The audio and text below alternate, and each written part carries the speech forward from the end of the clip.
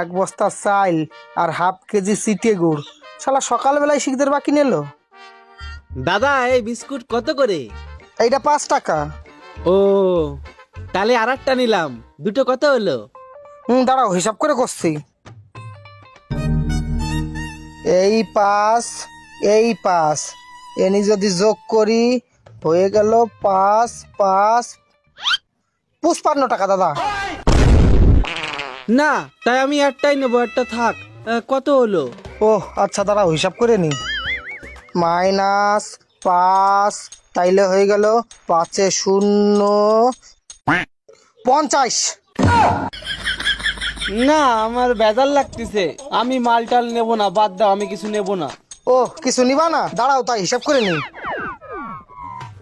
-5 তালি এনি হয়ে গেল আবার সব মিলিয়ে 45।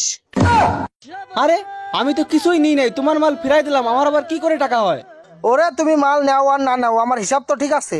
আর হিসাব করে চলতেছি বলে আমার দোকানটা টিকে আছে। তুমি আমার টাকা দাও, 45 টাকা দাও।